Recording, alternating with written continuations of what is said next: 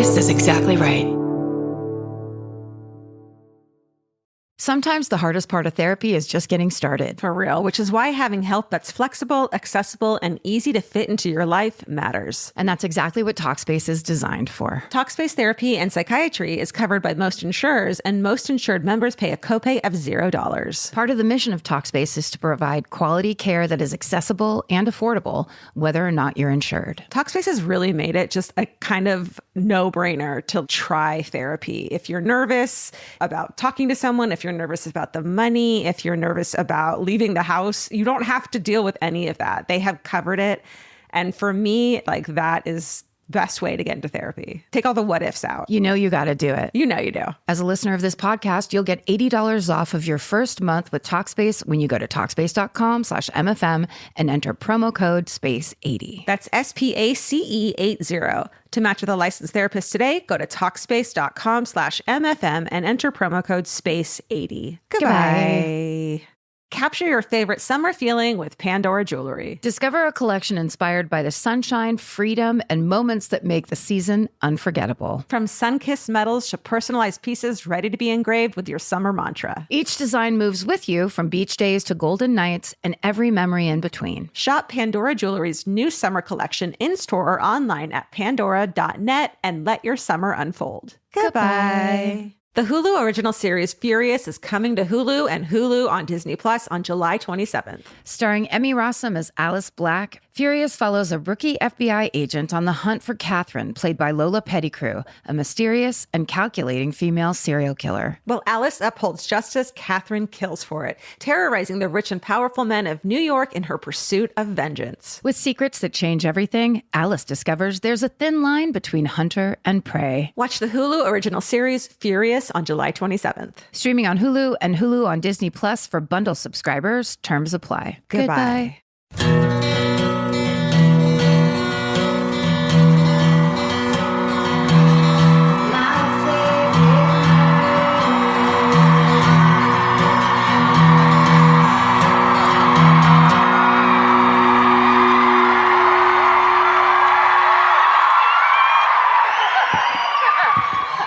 What's up, San Francisco? Yay! My God! Yes. What is this? Some sort of festival or something? Are you guys clustering and festivaling? Me too. I thought you were going to say clustering and fucking. Because that's, I'm sorry, but it's a play on words. It is. I mean, you can really see the bar menu from here. Can you? Yeah. Let's see if I can read it. Can I hit 4 Budweiser Tall Boys, please, and a time machine to 1996? I got some work to do. Do it. Oh my God, and my request for the fan and the smoke machine came through. This is amazing. We wanted a psychedelic rug. We're both on LSD. My rug! Your rug. Tell them about the dress fiasco. Oh, guys. It's, look. Listen. Because, guys. Don't cheer for mottos. It makes us look bad at the comedy festival. Please. You guys, be cool. I put on my dress because I was excited because a murderino made me this dress. And you want to know how she did it? She ran up at a meet and greet when we were in Toronto. Yeah. She ran in and went, "Is it okay if I fit you for a dress?" And then went like this. Measured with the measuring shit tape really fast and so ran fast. away. We didn't even have time to say, no, please don't measure me. It's like, do not put that measuring tape around my waist. Yeah. And it was too late, and she did it. Sarah Duke is her name. SarahDuke.org.gov. And then I got it, and then I was surprised because she did an amazing job, and I love it. So I put it on too early, brushed my teeth, and dripped as many drips of toothpaste down the front of this dress as I possibly could have, to the point where it was as if I'd never used toothpaste or a toothbrush before. It's so relatable. We've all been there. You know the first time you brush your teeth, but you're 50? So, also, backstage, I tried getting rid of it by using white paper towels. Guys, she made it so much worse. So much worse. And just kept putting shit on it. It was epic. Next was I tried some mascara just to cover it up. And I was cheering her on the whole time. Yeah. Try mascara. Try this. Have you tried that? And grab some ice. Look, they have cranberry juice. Any stainable thing. I was like, this coffee is amazing. Let's throw it up here. She really was about to put coffee on it. I was. And then someone came in with a Tide stain stick, ladies and gentlemen. Promo code murder. It's our newest sellout, the Tide stain stick. We refuse. You can't handle basic shit. Oh, do you have pockets? I do. Oh! I didn't even know. Sarah Duke. Sorry. I Sarah really Duke flexed knows. on you right there. I didn't mean to do that. Do you? What if I just ripped pockets into my dress? Yeah. Here. I actually could have done that. I had to sew myself into my dress because it's vintage. So that means it's old. By the way, this is the podcast My Favorite Murder, if you don't know. Thank you. This is Karen Kilgara. This is Georgia Hardstark. We're honored to be here at Clusterfest this year. It's very, very exciting. We have a dressing room. It's like we got whisked into a dressing room. It was very exciting. And just looked away from everybody, yelled no eye contact, and slammed the door. This is the day I've been dreaming about for years and years. It's finally happened. I'm happy for you. Here in my hometown. Thank you. That's right. Thank you so much. Well, Petaluma is my hometown, but I had to count it. I had to. No one knows what that means. They all came out for you. Yeah, the whole town did. They came in and out. Who's watching the chickens, y'all? Okay, should we sit down? Let's sit down. Yeah. Sit on that. Okay. You're going to sit that really way? Set yourself because Okay. you're not going to have a lot of movement. Okay. Once it's set. You got to just give it no. Of course, cheat out a little bit. Don't let them look at your... Okay. The only reason I sewed my dress is because I knew that this side faced the audience and I didn't want everyone to be like, I can see her Spanx the whole time. You're of the theater. Oh, I flashed my Spanx. Did you? Yeah. But it just looked like my leg because it's tan. Like it's leg color. You're Spank colored? Oh, I'm Spank colored. Lucky. Mm-hmm. I flash mine. They're like weirdly blue with veins. Spider veins and blue. What? Whose grandma's leg is that? I think there's some people who have been sitting here all day waiting for Patton to go on. Hey. So we should tell you guys what this podcast is. Yeah, we'll call you the all-day eventers. Hey, how's it feel to be rich? Congratulations. This is a true crime comedy podcast. Sometimes when people don't know about it, have never heard it, they hear that and then they say that's wrong and that's bad because those two things that should never be combined. Comedy and then the worst person that could happen. I mean, the worst thing that could happen to a person. Stay with me, everybody. The Tide stain stick is getting me high as a kite right now. So anyhow... We take this time in all of our live shows to explain to people in the audience who might not know that that we are not laughing at the fact that people get murdered in this life. It's horrible and we don't like it. But we've been obsessed, both of us, with true crime since we were like 12 years old. And simultaneously, we deal with all the shitty aspects of life through humor. And so although those things run parallel in our conversations, they don't necessarily intertwine. And essentially what we're saying is if you don't like it, get the fuck out right now.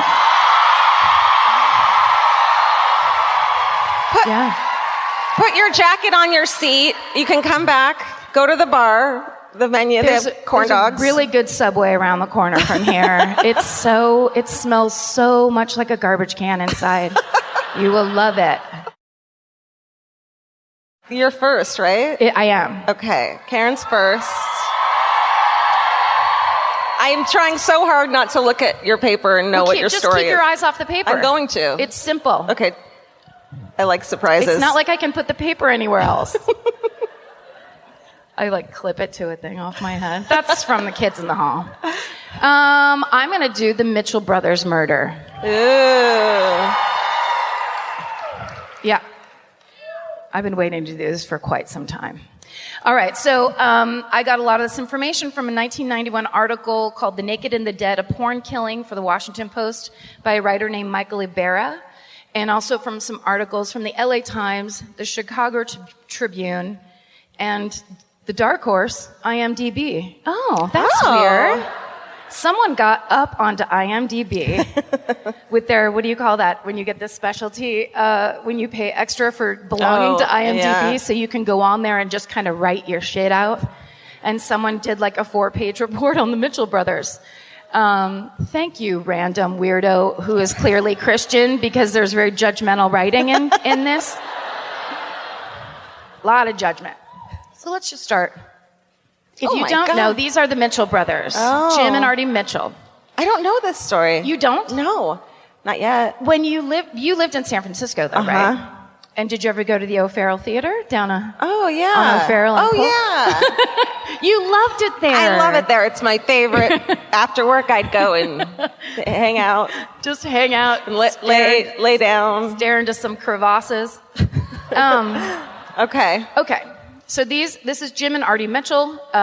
Jim, the older brother, James Lloyd Mitchell, is born November 30th, 1943. And his younger brother, Artie J. Mitchell, was born just about 2 years later on December 17th, 1945. Their parents, J.R. and Georgia May, settled the family in Antioch, California. Let's hear it. Really? Okay. What is that, 707 area code? No way. No way. I don't know the story, so am I allowed to think can I say they're hot? Yes. Or are they bad? Okay, great. I wish you would. Okay, good. Because you're like, you don't know. Okay, great. You guys know. I mean, look, listen to the podcast. They have great features. They seem very modern with those beards. Yeah. And with their kicky hats. Yeah. There are men who say, we can wear a hat. I don't care what your weird standards of my head are. What are you talking about? We don't have time for this. Sick. You're not supposed to sniff it. Can we turn the fan down from Beyonce right down to Solange? Because my thing blew away. Karen. If someone could. Karen with the words. Okay, so their dad, JR, was a professional gambler, and this isn't a tragic story. He did it so well, he kept the family in their beautiful home in Antioch, and everyone did fine. Everyone was happy and well-adjusted. It's the rare story of a professional gambler that doesn't devastate his entire family. So if you want to find a glimmer of hope and a sliver of inspiration, there it is. And Jim and Artie growing up are inseparable. They're very popular with other kids. They remain lifelong friends with all of their childhood friends, which is always a very good sign. Mm-hmm. Okay. I'm not friends with any of my children. They were dicks. No, I'm kidding. A whole room full of kids is like, Okay. So in the mid-'60s, Jim Mitchell, I think Jim is there on the left. He looks like a Jim. Almost positive. So he goes to San Francisco State University. The Fighting. No, the Fighting Coit Towers. Yes. Can you imagine if your team went out and there was just a bunch of Coit Towers waiting there to kick their ass? You would cry. They all running around. They're so tall. It's like, this isn't fair. They're hundreds of feet taller than us. Too bad. Play them. Okay. So Jim wants to be, just like Francis Ford Coppola, he wants to make great film. He's very interested in film. But for money, he works at a place called The Follies, which is a theater that shows what they called back then nudies. Yeah. All the good music? Wait, I think I just did the hokey pokey. Yes. Interestingly enough, the hokey pokey was the soundtrack to one of the first porns. Put your right foot in. Come on. No. Don't make me walk you through it. It's very obvious. Okay. Nudies were short, plotless films of naked people fucking. Sounds about right. So every time he would go into this theater, which was disgusting and small and dirty and cramped and smelled, he saw that it was always packed with public masturbators. Oh. And when his brother Artie gets out of the army, Jim says to Artie, look, if these guys will go to this disgusting theater to watch these terrible movies, imagine if we opened a really nice theater and made good porn movies for them to watch. But then they can't jerk off in the theater. Why? Because it's nice. Don't be crazy. That's even hotter. You're like, oh, velour. Yeah. Maroon velour. What? Were you going to make a sconce joke? Yes. The sconces in here are beautiful. Jerk, jerk, jerk. Okay.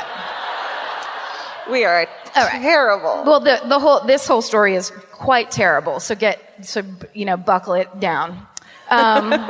So, on July 4th, 1969, they team up with a plan to open their own dirty movie theater. They enlist the help of Artie's wife, Meredith Bradford, who was an Ivy League graduate and a business genius. And they were like, get in here. We're just pervs. We need some money people. We need a bottom line person. They get together. Oh, and this is Meredith Bradford and Artie and their daughter, Liberty, in the 70s when everyone was the best. Don't make me do it.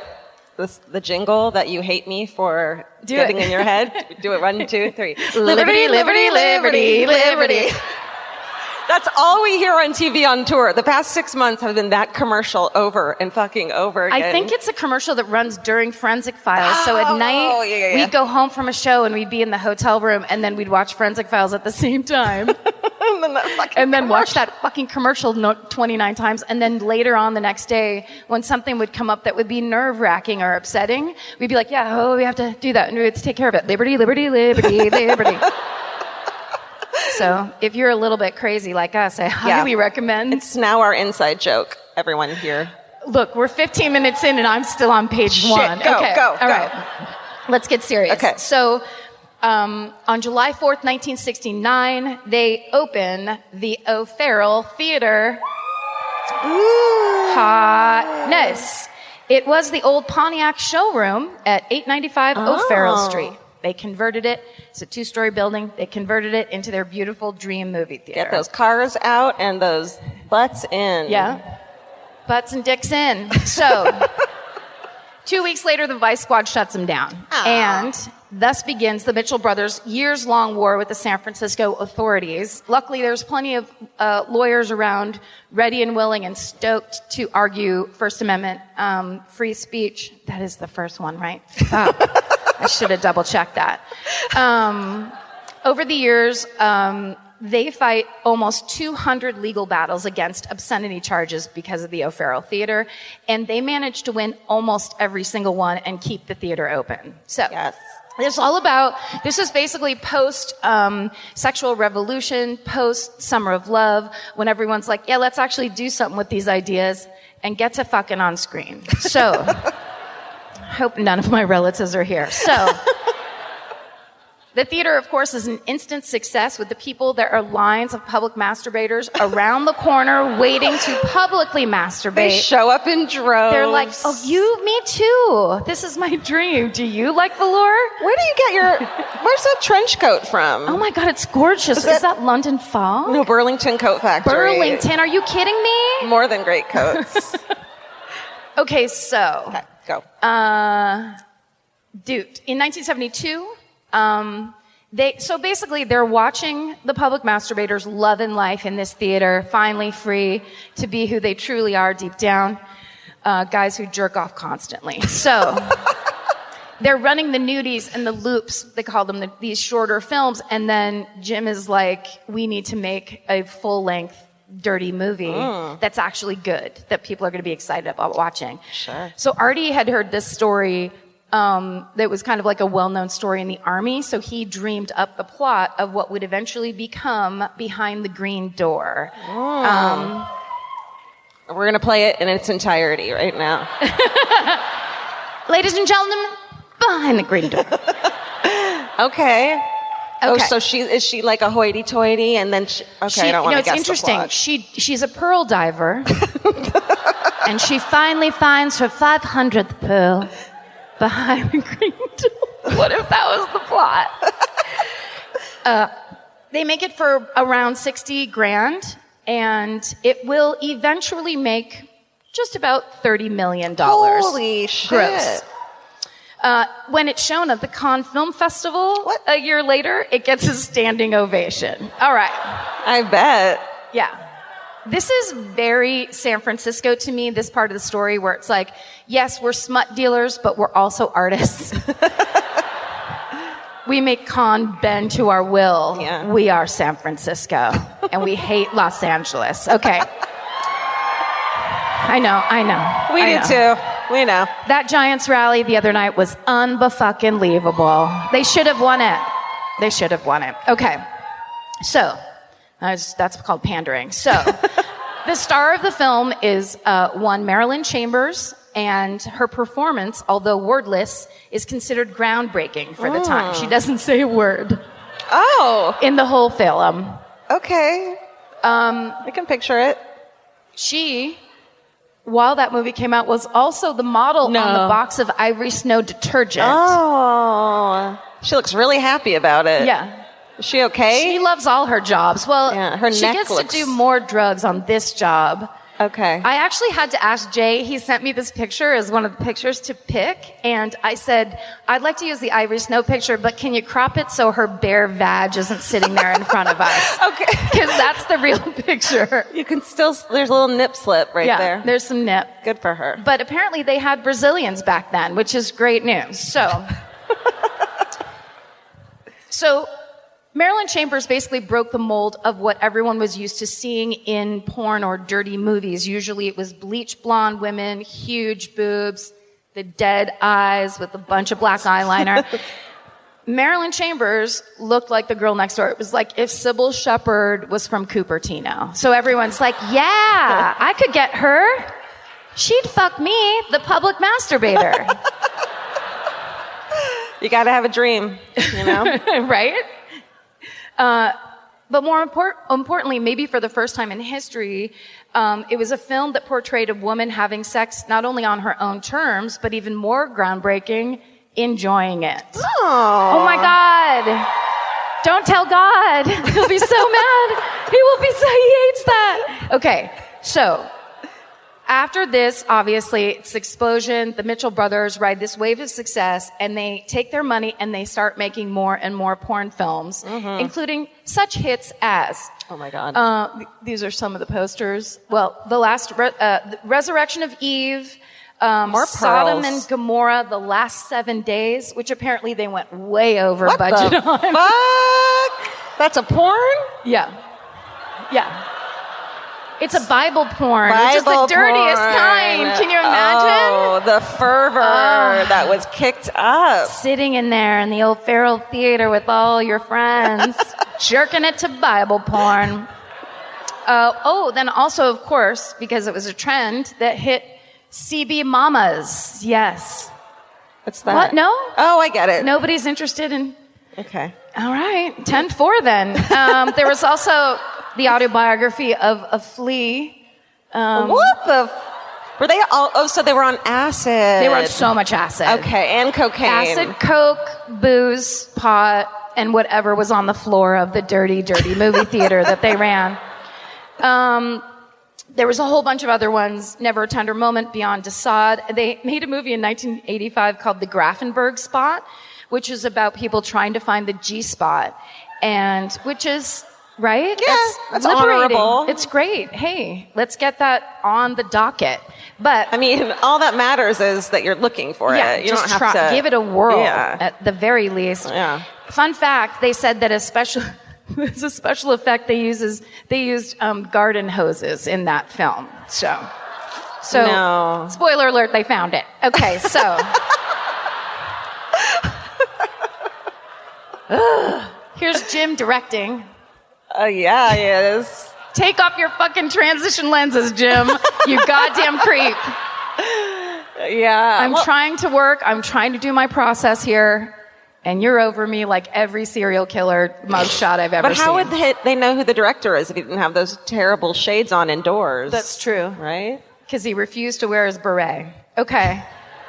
All of this work, and it is a very large body of work that they put out in a very short amount of time, earned them a place in the Adult Video Industry Hall of Fame. Then organized crime, the mafioso. I just put up a picture of Tony Soprano. Sorry, we gotta go. Organized crime starts basically bootlegging the Mitchell Brothers movies and selling them.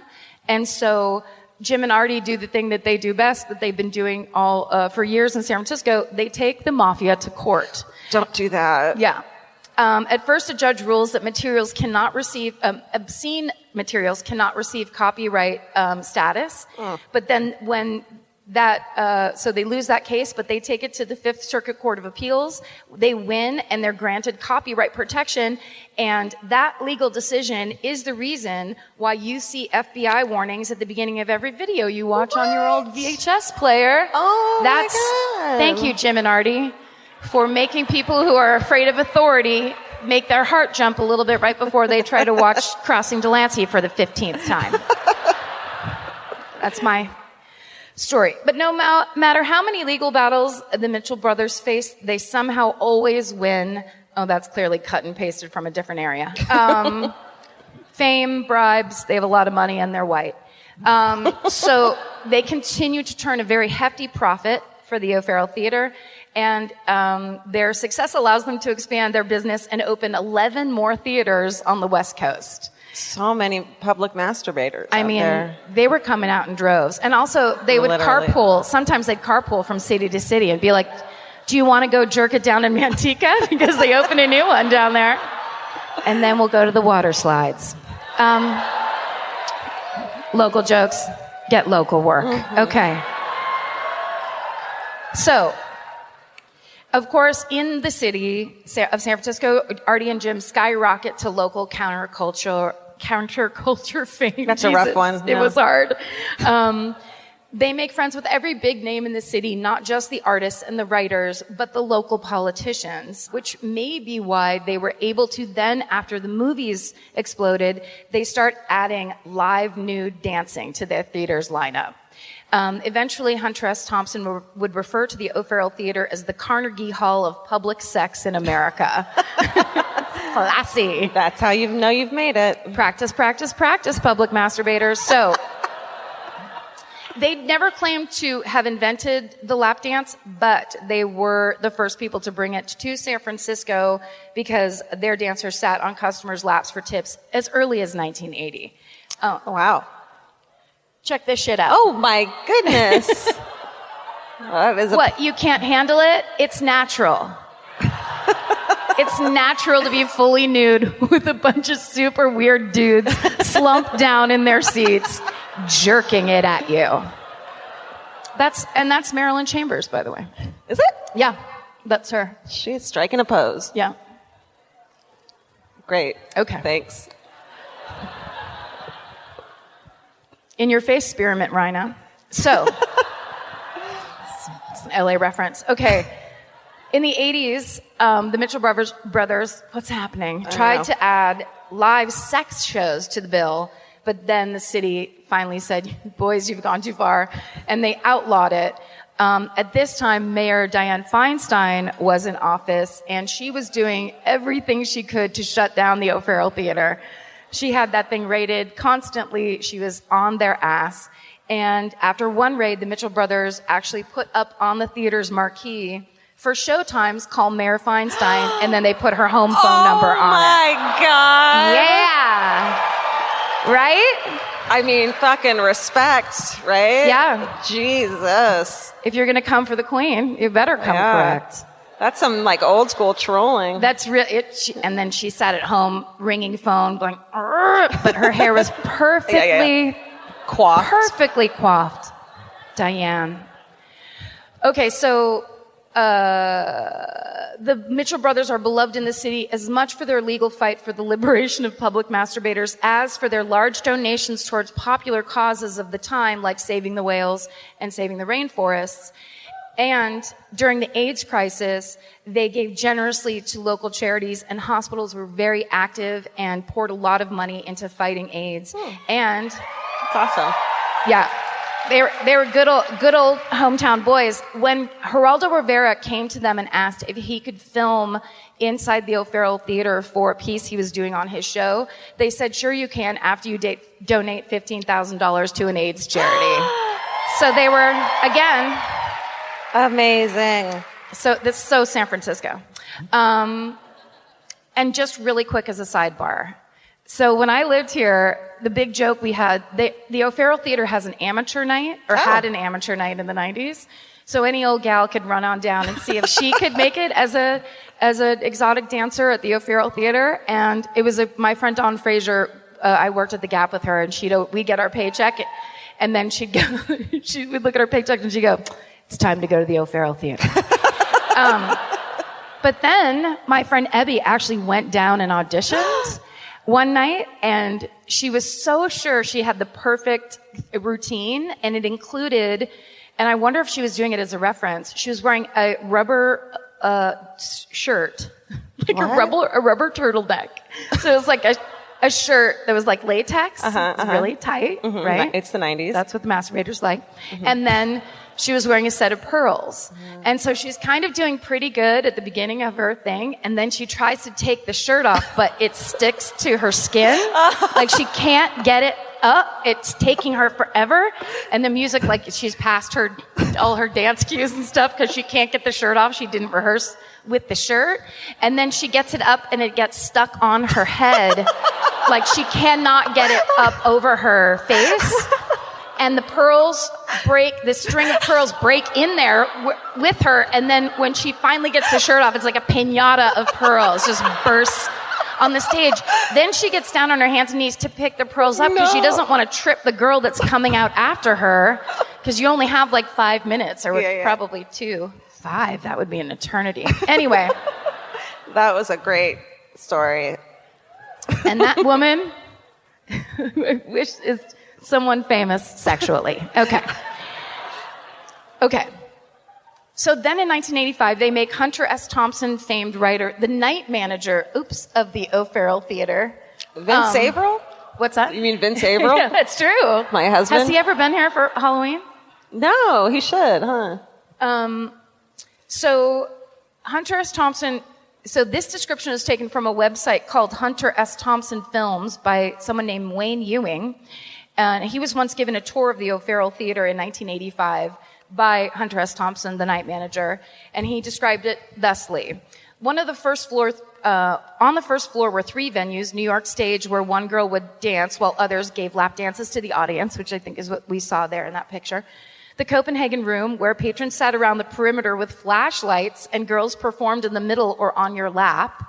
And then the Ultra Room, a room with private cubicles from which you watched while the girls did each other in the box, and you fed them tips through slots in the glass. That's complicated. Right. Just a bit. There were just like a variety of different Madonna videos is essentially what was happening inside there.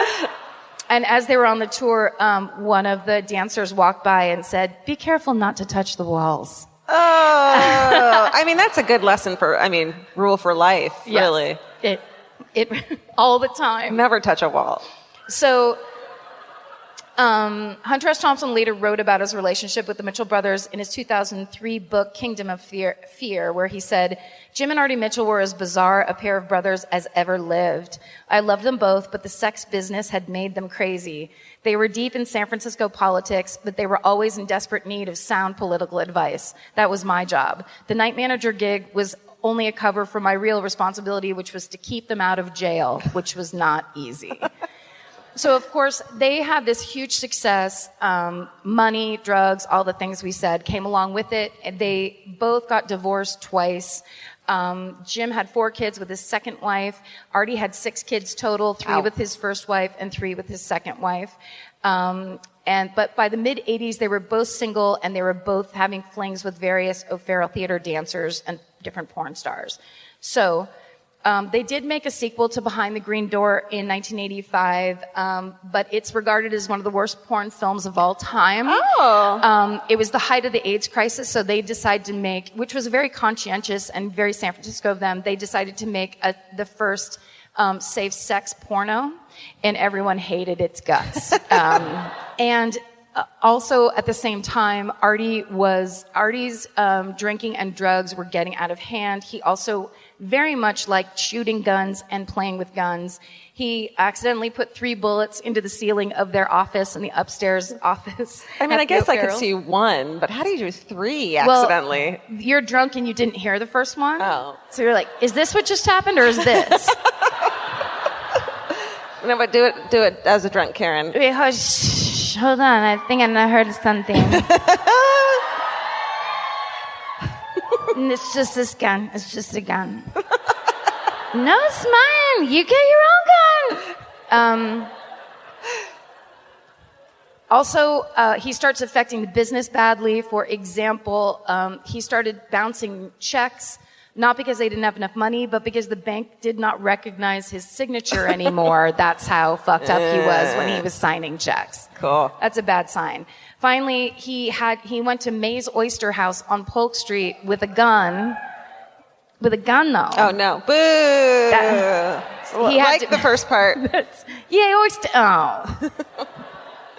He wanted to shoot open some oysters at May's. So when he had to be disarmed at May's, they said, how about you don't come into work anymore? And coworkers, family, and friends were all turning to Jim, saying that he was the one that had to solve the Artie problem. In fact, Artie's ex-wife, Karen, called her brother on February 18th, 1991, after she was forced to get a restraining order that only allowed Artie to see his children under court supervision. Yay. So she'd had to send the kids over to his house on the weekends, and then he was so fucked up that, like, she was worried about them, and they basically had to get someone to intervene. And so again, she tells Jim, you have to do something about Artie. But Artie didn't like being the one with the problem, so he argued that everyone at the theater did drugs and drank and was fucked up and smoked pot and shot guns into the ceiling, so why is he the one getting picked on? And he begins leaving taunting messages on his brother's answering machine saying, I'm not the only one that needs to quit something because you smoke. I mean, smoking kills. No, it's true. Not back then, though. Oh, great. Back then, it was still super chill. So now Artie is not only not helping with the theater, but then he's fucking with Jim, and Jim has to handle everything and do it without his brother. So it's February 27th, 1991. Artie is living on Mohawk Avenue in Corte Madera with his girlfriend of 9 months, Julie Bejo.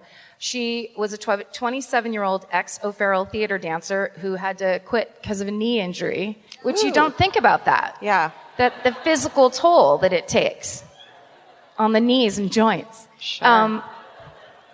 So Artie had always said he had an open door policy at his house, which literally meant he left his front door unlocked every night because he wanted to make sure that all his party friends had a place to stay if they needed somewhere to go. And steal his money if they needed to. Yes, maybe threaten him physically.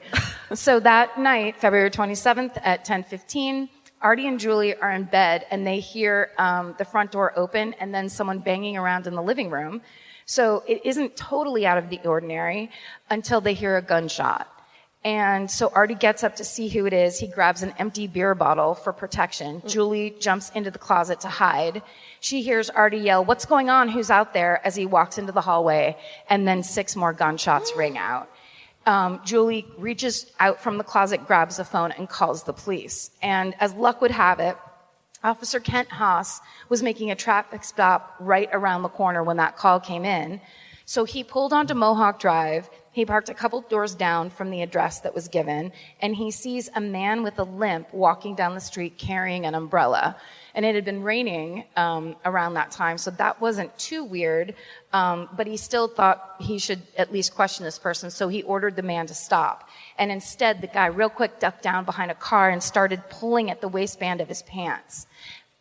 Scary for tons of reasons. Mm-hmm. So Officer Haas tells the man to stop or he'll shoot, and the man complies and puts his hand up. And when backup arrives, they pull the man up from his hiding place.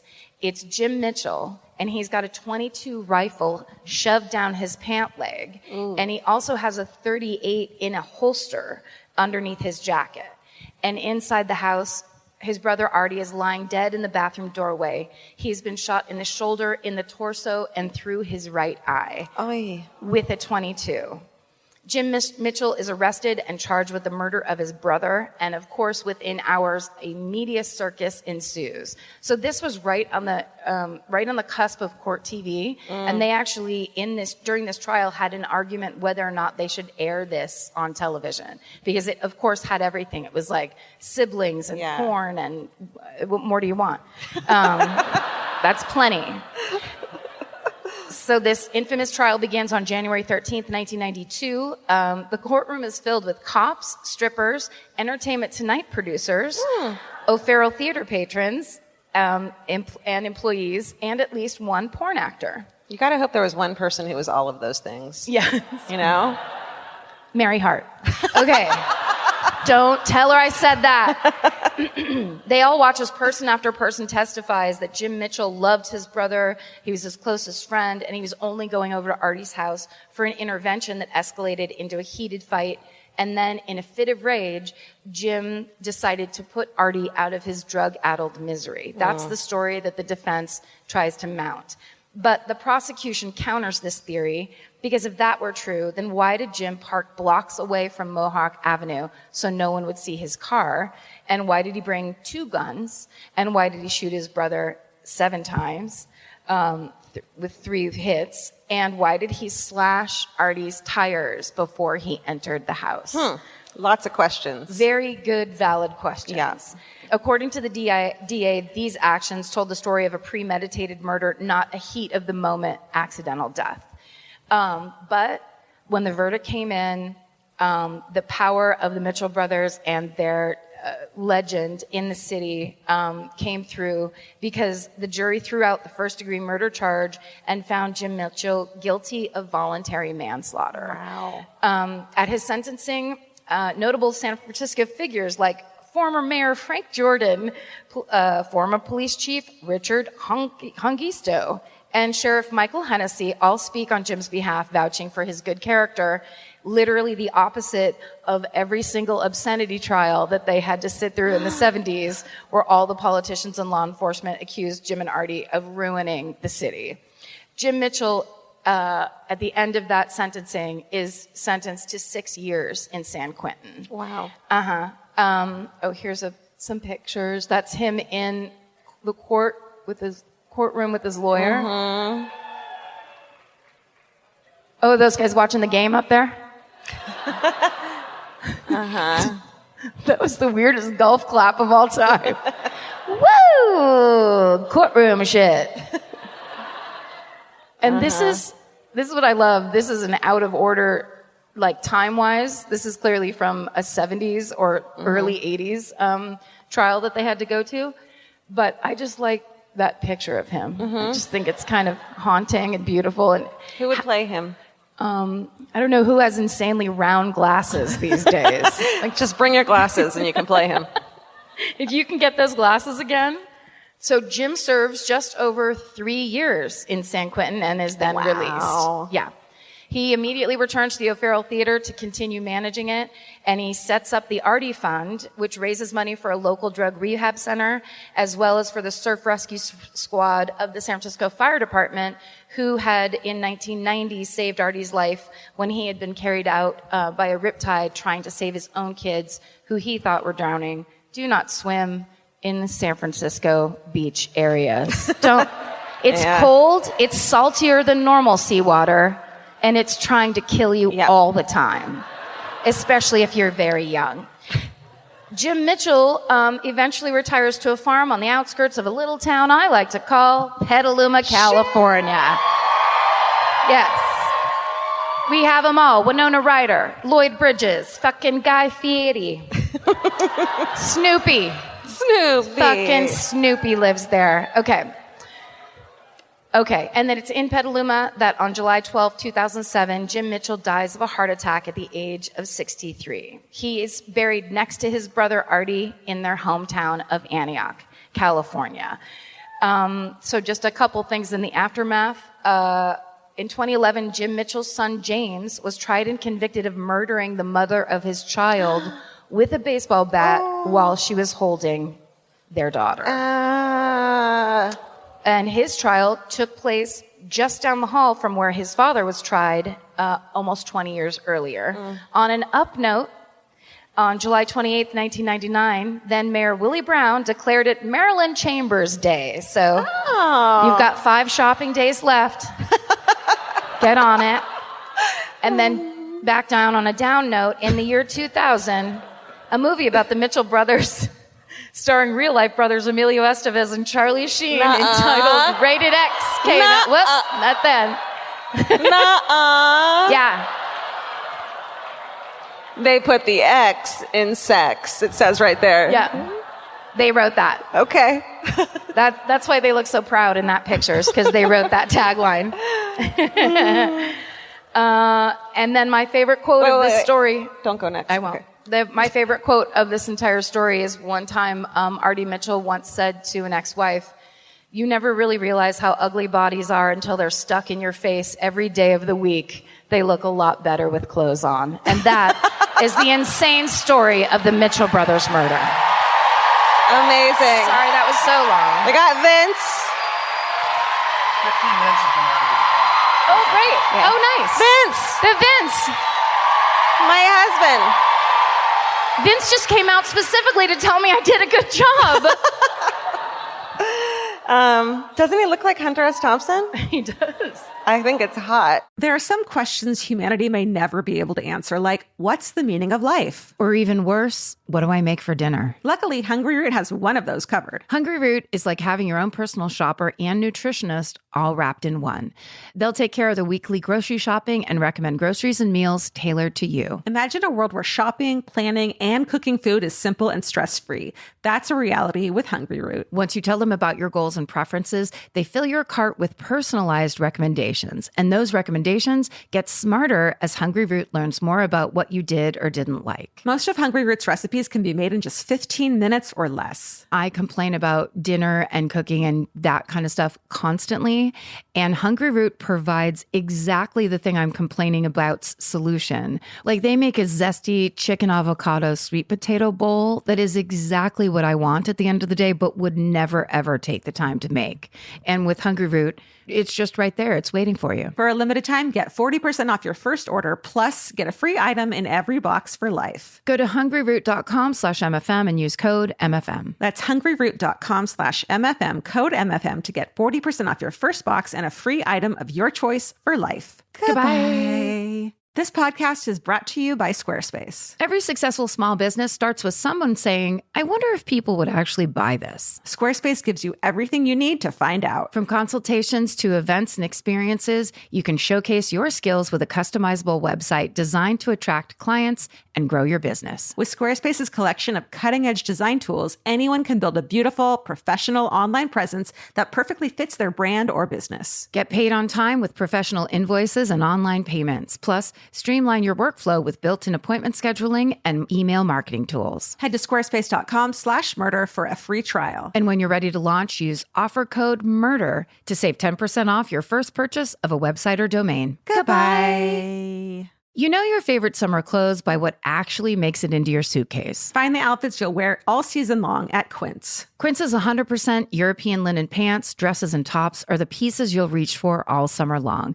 They're lightweight, effortless to style, and they start at just $32. Their denim is soft and comfortable, and their organic cotton sweaters are perfect for layering when evenings get cold. Quince's beautiful 14-karat gold jewelry adds a subtle finishing touch. So I just went to Italy, and you bet I brought my 100% European linen scoop neck midi dress along with me in the color of floral waterfall, and I wore that thing all over Italy.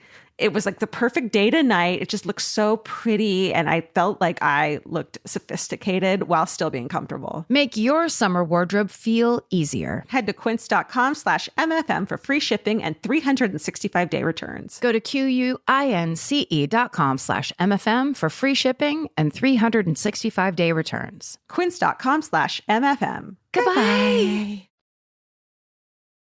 Let me tell you guys. That one's yours. Thanks. Okay. I'm doing the Unabomber. Whoa! Yes.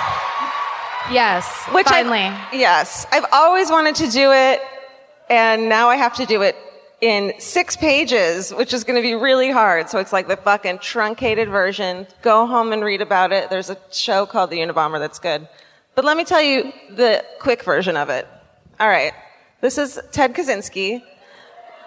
For 17 years, between 1978 and 1995, Ted Kaczynski was one of America's most feared men. Mm-hmm. From the comfort of his home, he sent more than 16 homemade bombs to unsuspecting victims in what he deemed as he wanted to start a revolution against modern technology. Me too. It sucks. But through hugs, guys. Okay. Ted Kaczynski is born on May 22nd, 1942 in Chicago.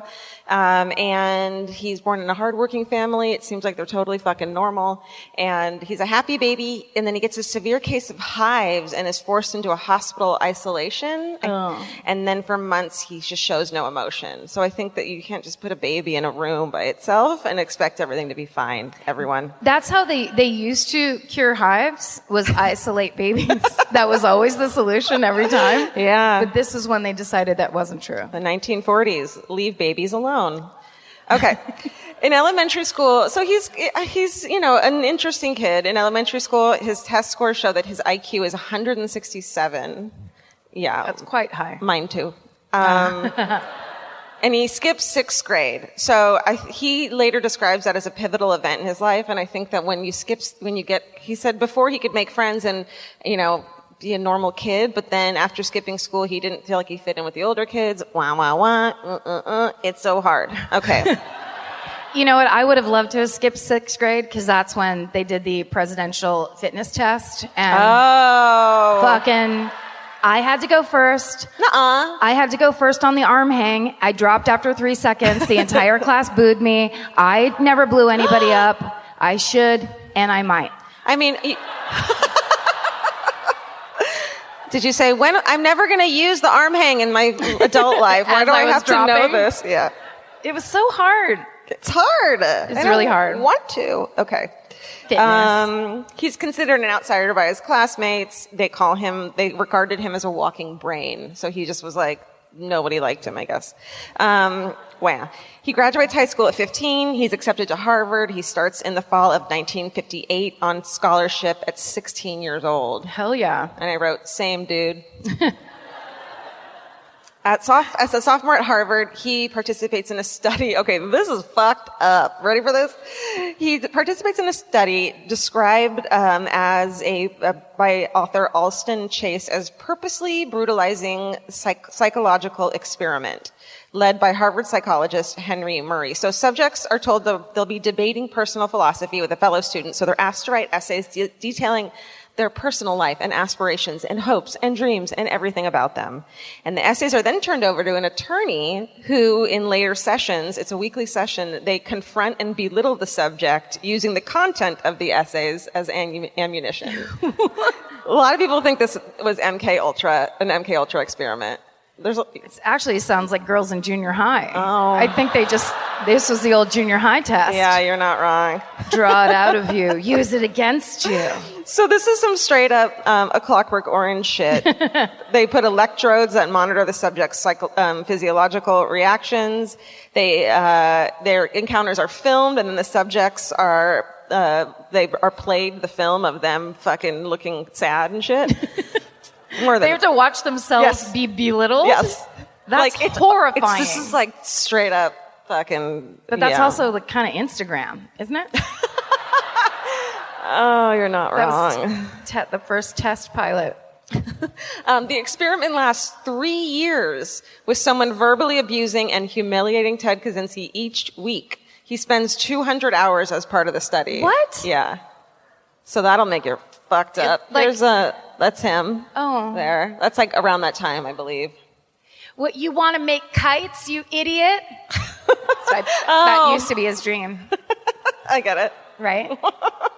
That's dumb. That's dumb. Kites are dumb. So people think that the experiments are part of MK Ultra. Of course, the CIA's research into mind control. Sounds like it. I'm going to go on record and say it was. Oh. This is the official? Yeah, this is it. Okay. So Ted does earn his Bachelor's of Arts degree in math from Harvard in 1962, graduating in only 3 years. Super fucking smart. In 1962, he enrolls at the University of Michigan, where he earns his master's and doctoral degrees in math and is offered a teaching position. So in 1967, at 25 years old, he starts teaching at fucking University of Michigan math, right? Oh, no, yes. And then he becomes the youngest assistant professor of mathematics in the history of UC Berkeley. Wow. You guys went there. My dad calls it cow. Oh. Yeah. It's old school. But all his students hate him, and so he resigns. Seriously. Is that more of that test that he was in? Yeah, they yell at him. Your kite is stupid. Okay. It's still stupid. It's still dumb. After resigning from Berkeley, he moves back home with his parents, and then he starts writing anti-technology think pieces.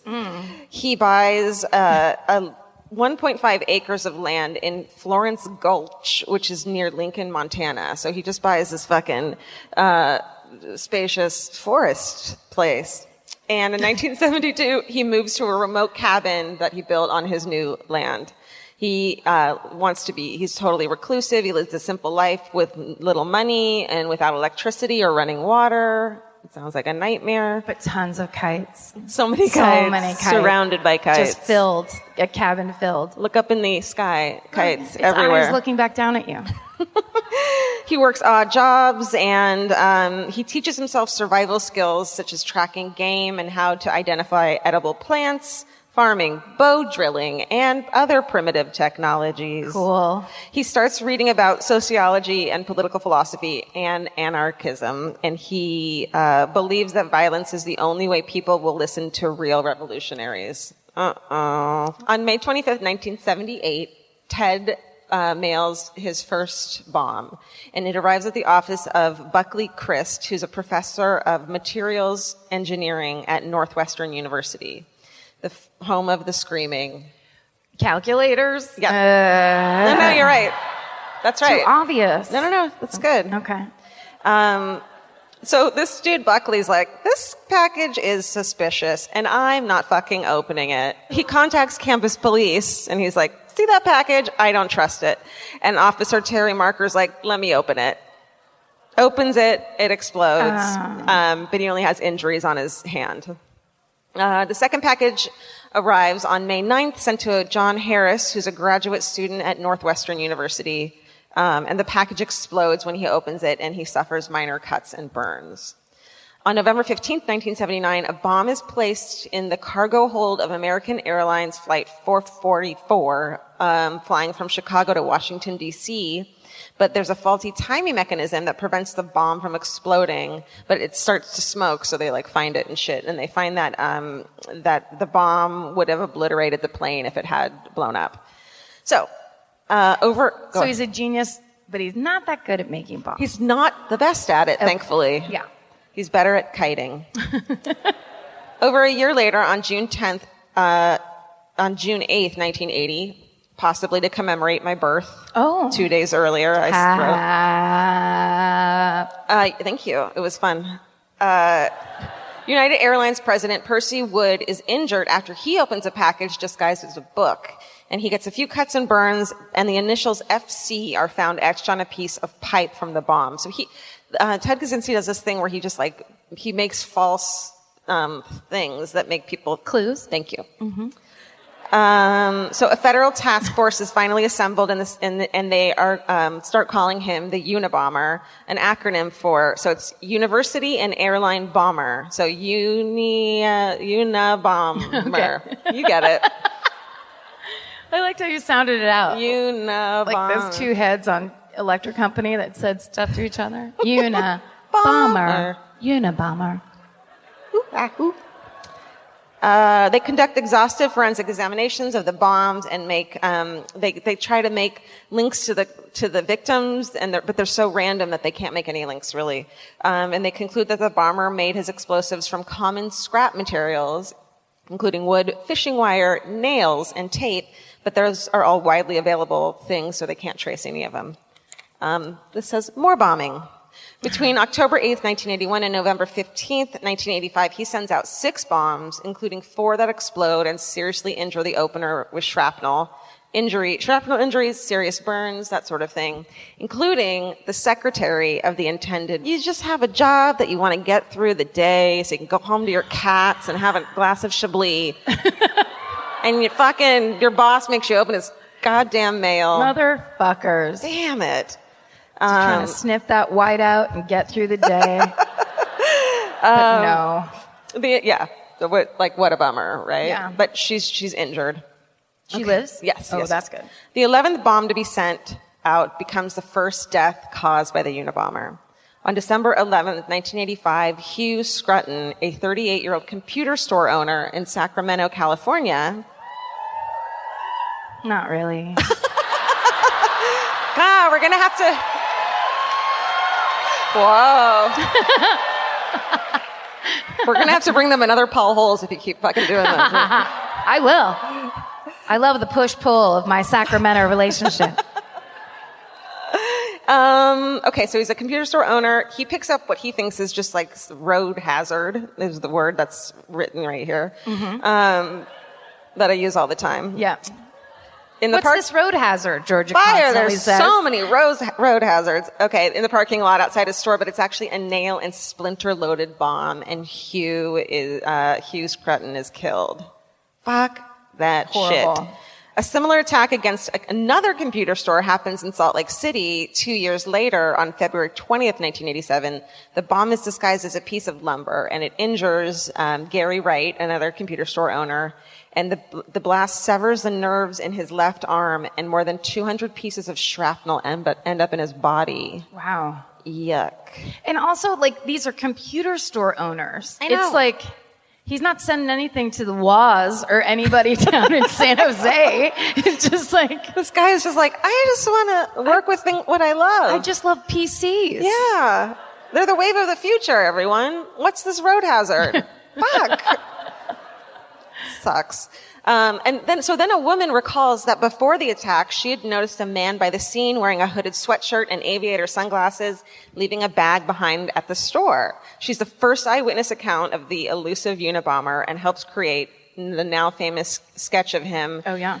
Do you remember seeing this? Sure. In 1987? Terrifying. Do you remember seeing it? Because that happened near you, I guess, kind of. I absolutely remember seeing it. It was on the news a lot. But I also thought it was a poster for the movie The Fly. Because where did he get sunglasses that huge that you can only get today in a dumb store on Melrose in Los Angeles? Yeah. Well, so there's so much controversy surrounding this photo, including the fact that the person that she saw wasn't him, which is why he doesn't look anything like him, or... It was just a super cool guy? Yeah. She saw that guy, but that's not... She couldn't get him out of her mind. Right. But also that she said when they sketched it, she's like, that's not what he looks like. And so there's this controversy and conspiracy that the FBI didn't want to catch him, and so they didn't put out a sketch that looks like him. And because of MK Ultra? Because of MK Ultra. Goodbye. So, then Kaczynski goes dark for 6 years and doesn't reemerge until 1993, when he sends 2 more bombs that are set off and injures their intended victims. One is Charles Epstein, a geneticist, right? Maybe. Yeah, at UC San Francisco. He loses a couple fingers. The other is David Gelnter. He's a computer scientist at Yale. He loses the use of his right hand and suffers severe burns and shrapnel wounds. And when the bomb explodes in his fucking hands. Okay. On December 10th, 1994, New York City advertising executive Thomas Mosser is killed when he opens a package that's posted to his home in Caldwell, New Jersey. So it's the second murder. Months later, Kaczynski mails a letter from San Francisco to the New York Times and takes responsibility for the bomb. He claims that Mosser was targeted for his public relations firm's work for Exxon Corporation, the company whose tanker, the Valdez, spilled oil in Alaska's Prince William Sound. So he sends the bomb to the fucking public relation firm instead of... You gotta don't send it to anyone. I'm not saying... Get those publicists. Seriously. You take them down one by one. Man, you go to work, all you want to do is go home and have a glass of Chablis, as I've said previously. Pet your cat. Okay. Release some statements for your clients, Right. but no. But no. On April 24th, 1995, timber industry lobbyist Gilbert B. Murray is killed when a package explodes at his Sacramento office. And the package is actually addressed to the person that Murray had recently replaced as the president of the California Forestry Association. So 2 months later, on June 24th, Ted mails several letters from San Francisco to media outlets and demands that his 35,000-word essay, remember we just did that? Yeah. In a piece titled The Industrial Society and Its Future, which was the original name of our book, but we had to change it. He says he wants his 35,000 fucking word manifesto to be printed verbatim by a major newspaper or he would keep sending bombs. So, after debating the wisdom of giving terrorists such a fucking platform, FBI Director Louis Freeh and Attorney General Janet Reno, your favorite. Woo. Your favorite Reno. My personal style guru. They authorized its publication because they said that maybe it could help lead to the bomber's identification. So they fucking put on September 19th, 1995, these poor people are like, Washington Post, what's happening in the news today? And the New York Times published the Unabomber's Manifesto. It rails against the Industrial Revolution and the evils of modern technology. And it's like, you're fucking 95 years too late already, bro. Although I wonder if we all sat down and read it right now, if we wouldn't be like, ugh, he was kind of right. It's all happening. It's all happening. You do the math. No, wait. Calculators. Do the math. Okay. Okay. So, so after this publishing, a woman named Linda Patrick is casually reading the manifesto in the paper, as you do, over breakfast or whatever. You skim a manifesto before work. She recognizes the language as to be similar to the language in letters that her husband David receives from his estranged older brother Ted. Oh. She's like, that sounds like his insane rantings that he always fucking sends to... In his Christmas letter that I hate getting every year. We don't care what you did in that cabin, Ted. We're not putting you in the newsletter. For months. So she's like, David, honey, this is your brother's shit. You should at least like tell the FBI. And David's like, no, it can't be, la la la la la. Fingers in his ears. But in February of 1996, he's like, okay, comes forward and provides a writing sample of Ted's to the FBI. He wants to be kept anonymous, but it's leaked who he is. So on April 3rd, 1996, they're finally able to connect the two, and they arrest Ted Kaczynski near Lincoln, Montana, at his creepy place of residence. Kite cabin. Thank you. They find a wealth of incriminating evidence inside his tiny cabin, including another bomb-making components, and the original manuscript of the manifesto. Oh. Which is like... That he hand wrote? Yeah. Lovingly. With his Lisa Frank pen. People start to theorize that Kaczynski is also the Zodiac killer. Oh. But it's discounted when the MOs don't match up. But I'm like, sometimes MOs don't match up. For a reason. Sometimes they like to throw you off the trail. Let's check the DNA. What? Does that work out age-wise? Probably none of it works out. Like if he started Zodiacing when he was around 14. Well, you did everything else very young, so. Mm-hmm. I want it to be true. Yeah. So therefore, okay, so he's indicted on 10 counts of illegally transporting, mailing, and using bombs, and 3 counts of murder. In late 97, he's put on trial in federal court in Sacramento, but the case never moves forward, because he gets locked up in all these procedural battles with the lawyers and prosecutors and the judge, because of course he hates them all and thinks he's smarter than all of them and they can all go fuck off in his fucking mind. He is, and they can. He asks to represent himself, blah, blah, blah. A psychiatric evaluation ordered by the court diagnoses him as a paranoid schizophrenic. His lawyers later attribute his hostility towards mind control techniques and his participation in the study that he had done. Yeah, that adds up. Mm-hmm. He doesn't want to plead insanity, so to avoid a long trial and the death penalty, he pleads guilty to all charges on January 22nd, 1998. And he receives 8 life sentences without the possibility of parole, and he's sent to a supermax prison in Colorado. Yay. His cabin is seized by the U.S. government when it's put up for auction, and it's now on display at the Newseum. Whoa, sounding that one out. You thought that was someone's last name. Newseum in Washington, D.C. The Newseum. The museum. I wonder what that is in Washington, D.C. So he's now 77. He is still a prolific writer and corresponds in longhand with hundreds of people. Ooh. He still produces essays and books. In 2012, he responds to the Harvard Alumni Association directory inquiry for the 50th reunion of the class of 1962. I've got my jacket, boys. I'm ready to come and visit you. He lists his occupation as prisoner and his 8 life sentences as awards. Oh. What a fucking dick. And I wrote, but really, he's a murderer who killed 3 people and physically and psychologically traumatized 23 people in his nationwide bombing campaign from 1978 to 1995, and he now spends 23 hours a day secluded in his cell. And that is the quick Unabomber. Wow. Woo! Thanks.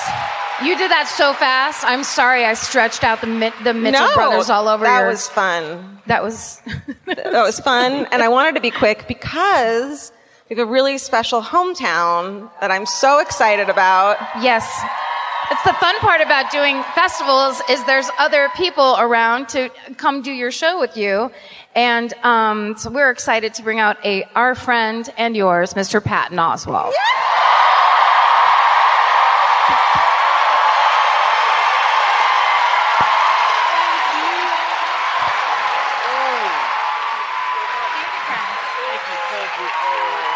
We have this chair for you.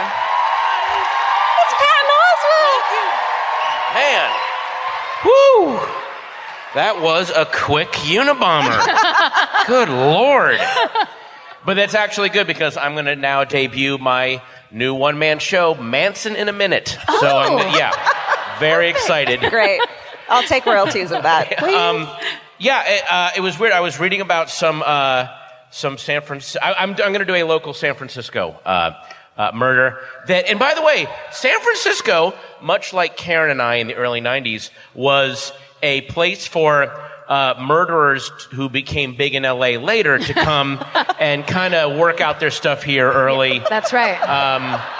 I took my daughter through the Haight. I've been here with the family all week, so I walked her by 636 Cole, which is Charles Manson's old house, where he lived with Van Houten and Squeaky Fromm. Come and knock on our door. They had their little before the he moved outfits. out. Can you imagine the outfits? Exactly. Before the misunderstandings were hilarious.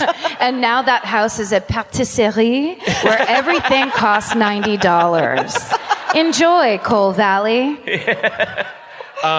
And also, the Night Stalker committed a murder up here, killed a couple named Debbie and Peter Pan. No, really? Yes. Is that the one in the marina? I believe so. But the Night Stalker killed Peter Pan in San Francisco. Oh. What an there you go. asshole. I have a really good brag that my cousin Martin Kilgariff, who is on the San Francisco Police Department, now retired, was the one of the cops that went to investigate right after and found his fingerprint on the windowsill.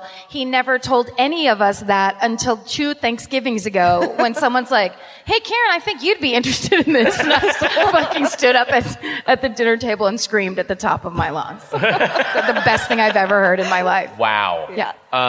But what I'm going to talk about very briefly is the Doodler. I don't know if you guys know who the Doodler was. No. Shit. Okay, well, the 1970s in San Francisco was quite a time. You had Really? We haven't heard. Yeah, almost back to back. You had the Zodiac, followed by the Zebra killings, followed by the Doodler. The Doodler operated, I believe, January of 1974 until the summer of 1975. He prowled the streets of the Castro. He would pick up gay men, he would sketch them, and then kill them. he would do a sketch of them and kill them. And the police worked the case. And again, imagine like just back to back. Zodiac, zebra killings, and the Doodler. Like, and by the way, that does sound like late season Batman villains. Like we've run out of, like we had the Joker and the Penguin, and now we've got it's King Tut and the weird Vincent Price egg guy. Like I don't know I don't know who we have left. But yeah. Sorry, this is a dumb question for sure. But did the people who got sketched, were they into that part of it up until the physical threat? Was it like, what's your hobby? I'm going to draw you with a big head and a tiny body, like riding a horse on the Golden Gate Bridge or something? Was it that? So you play football there, champ? You like a football? All right, well, there you go. Well, what I'm wondering is, it was a well-known case. So by the 9th or 10th victim, when the sketching started, were they like, I think this is the Doodler? Like, or they just But what if it's not? Yeah, exactly. It can't be. I don't want to ruin this. Such a romantic moment. Great. I kind of want, maybe I'll just take it and run. Yeah. Doodle of All me. the pictures were very complimentary, so no one ever wanted to interrupt her. It's like, that is what my eyes look like. I've always thought so. Oh, he's giving me that jawline I've always wanted. Lantern jaw. Well, here's the other weird twist of the story, though. There were survivors of his attacks, and the police narrowed down a suspect that they were sure was the Doodler. They were good. I can't believe I keep saying the Doodler. It's the best. Yeah, exactly. It'd be like the Uncle Schmecky murderer. Like, why? But what happened was there were a couple of survivors. The police had this guy, what they felt like was dead to rights, and the survivors would not come forward because at the time it was still looked down upon to be gay. They were afraid of being outed. They would not testify against him, and they never were able to charge the guy. And here's the last part of this. One of the survivors, according to police and according to an article that I read in the All, was a very, very famous film actor at the time. They believe it was either Richard Chamberlain or Rock Hudson, and he escaped the Doodler and would not testify, and so that was another reason that... But he's going to testify tonight, ladies and gentlemen.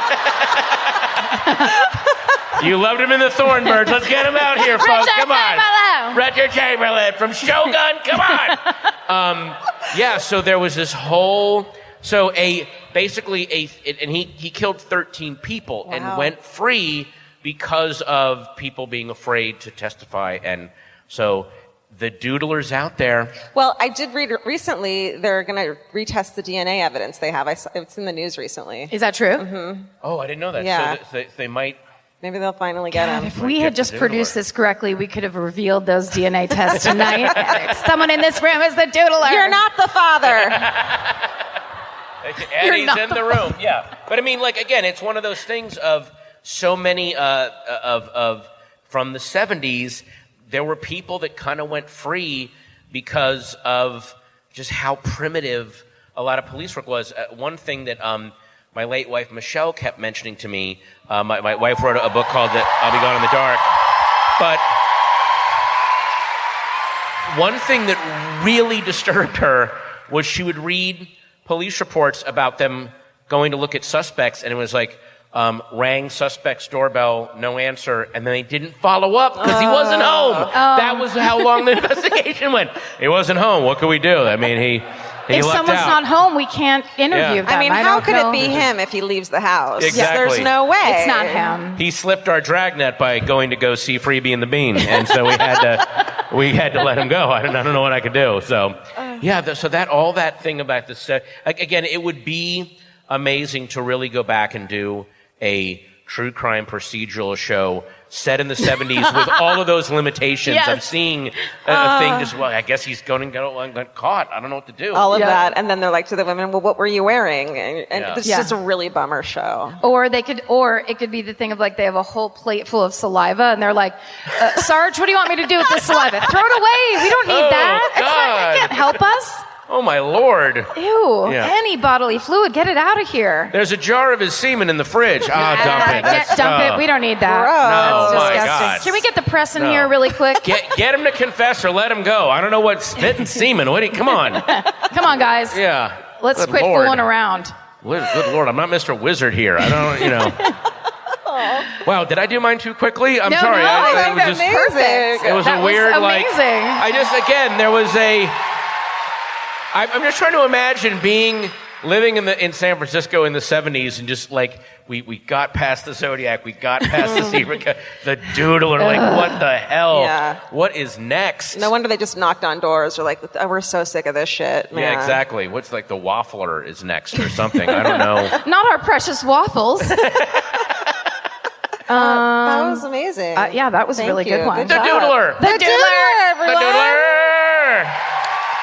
By the way, oh my God, I was just over in Galway and Dublin, and I know that you guys are about to tour Europe in the fall, and you're going to Ireland at one point, right? Yeah. One of the guys my opener is a huge fan of your podcast, and said, tell them to listen to a podcast. I'm sure you've already heard about it. It's called West Cork. Oh, yeah. Oh, yeah. Okay. Yeah. And he was like, West Cork is the weirdest. It is so insular that there was this very big murder by this guy and it's so clear the guy that did it and got away with it because the people in West Cork are like, we don't snitch on each other. No, like there we was don't. and a lot of weird stuff goes down in West Cork. So if you're over there, maybe go read It's up a on good that. one. It's a good podcast. And Yeah. the murderer, I think he's like in the podcast being interviewed Yes, exactly. because he's so cocky. Really? And he's anxious to be on he's Yeah. excited that he's on this podcast. wants to help. People think that I did it, but I mean, it's crazy I didn't. And it's just so, he couldn't walk more into a confession Yeah. more times and they couldn't get him convicted. Yeah. Those podcasters must have been, they're just like, are we actually getting this on Yeah. tape? How is this possible? If you didn't put a tape in this and press record, I'm going to be so mad at you. Yeah, swear to exactly. God. But they must have also think like, this is like the the Jinx. Because he's confessing over and over again and he's walking. you know? Yeah. I'm like, that's okay. We don't care. Hi, I'm Bob the Murderer. How you guys doing? Great to be on the podcast. Do you want to talk about MailChimp really quick, and then we'll do the thing, or what's going on? You got any promo codes you want to give this week, or Oh, we have to say some names from, what's it called? Nope. If I had gotten it, it would have been you have great. it? You have it. I don't. Go back around. No. Oh, Steven, cut that out. that was terrible, Steven. Well, thank you, Patton. That was amazing. Thank you guys so much. Thank you so much for Yay. capping off our show tonight. Yeah. Mwah. Patton Amazing. Oswalt, Patton ladies and Oswalt, gentlemen. everyone. Should we say goodbye? Yeah, I guess we should. What we really need to say right now is stay saved and do God's missions. That's it's a really important message from our podcast. Did you hear that story? No. Okay, but so- I'm already creeped out. We're just going to tell Patton and the few people who don't know the story, but it really is the best. Oh, boy. A woman walked up to another woman, an older lady she saw, I think, like at the mall, and she was wearing one of our T-shirts that said SSDGM on the front of it. So the girl goes up and goes, "Oh my God, you're a murdering too! Oh my God, da da da!" And they try to start talking to her, and the woman goes, "No, I don't know what you're talking about." And she said, "Your shirt," and the woman goes, "My daughter told me that this meant stay saved and do God's missions." Fuck you, Mom. Fuck you, Mom. Fuck you, Mom. I'm a God. Wow, I'm a yeah. God that loves murder. How Setting her up. awesome. Yes. Yeah. Set her mom up. Set her up for public interactions that she did not understand No. and that were not Christ-based. Wow. And we're not yet. Could not be less Christ-based. That's fantastic. So, Oh man, there should be someone should start a trend of giving those shirts out and telling their moms different acronyms for things. yes. And then just have murder people run up all the time. Murder! Hiya! What Yes. the, No. It's our campaign to get people to yell murder in mom's faces across the U.S. Religious mom's faces. It could Salty be any religion. sweet donuts. No, it's not. Yeah. But more than that, what we really want you to do is stay sexy And don't get murdered. Thank you, San Francisco. Thank you, guys. The best time to think about home security is before you need it. That's exactly why there's Simply Safe. Traditional home security only alerts you after a break-in has already happened, and that's too late. Simply Safe is changing that. Simply Safe's US-based live agents identify threats on your property and help deter them so intruders never get to your house. The system is customizable so you can build one that fits your home and your specific needs. The 24/7 professional monitoring is effective and affordable and won't lock you into a long-term contract. I think that's what's so scary for so many people is that long-term contract. And like, what if it turns out you don't like it or need it?